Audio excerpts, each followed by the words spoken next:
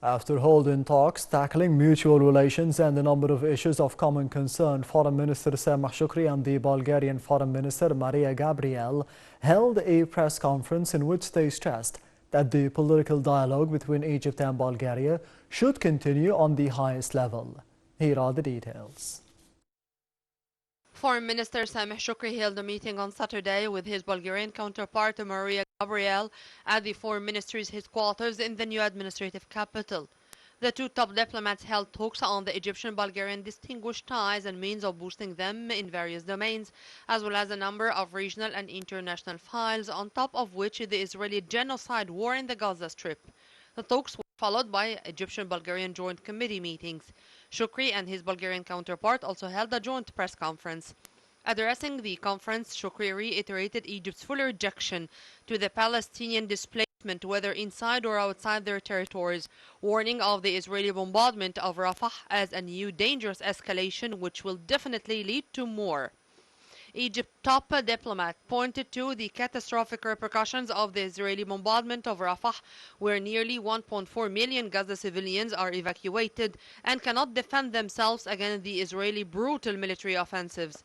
Shoukry added that Israel refused Paris deal filed by intelligence bodies, asserting that Egypt continues relentless efforts to reach a sustainable comprehensive ceasefire and to stop displacement in Gaza, as well as guaranteeing the flow of humanitarian aid to the war-torn enclave. Shoukry also highlighted that the United Nations warned of the current escalations and stressed that Egypt and Bulgaria agree on achieving peace upon the two-state solution.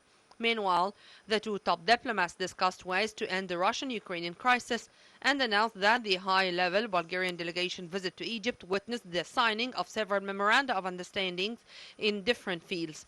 For her part, Bulgarian Foreign Minister said that political dialogue between Egypt and Bulgaria will continue on the highest levels, expressing her country's keenness to enhance cooperation between defense ministries of Egypt and Bulgaria. She also added that her country will support Egypt's partnership with the European Union. On the sidelines of the Egyptian-Bulgarian Joint Committee, Minister of Defense Lieutenant General Mohammad Zeki received his Bulgarian counterpart Theodore Tagarayev and his high-ranking accompanying delegation currently on an official visit to Cairo. Zeki received Tagarayev at the headquarters of the Ministry of Defense, where an official reception was held and the national anthems of the two friendly nations were played. During the meeting, Minister Zeki stressed the need to unite the efforts to stop the escalating situation in Gaza and to reach a solution for the mounting humanitarian crisis in the Palestinian-occupied territories. The talks also tackled ways to enhance the bilateral cooperation in the military field and coordinate the efforts to boost the regional security and stability. For his part, the Bulgarian minister hailed the historic ties that bind his country with Egypt, expressing full appreciation to the Egyptian efforts to deal with the Palestinian cause and to secure the flow of the humanitarian aid to Gaza.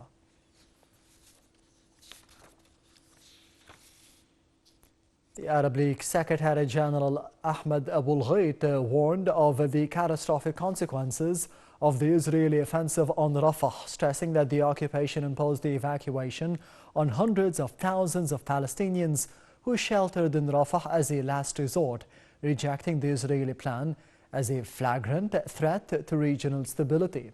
Abul Ghait spokesperson Gamer Rushdie stressed that the evacuation of hundreds of thousands is a disastrous breach of the international humanitarian law and is a dangerous move that surpasses the red lines of the national security of a big regional power, Egypt.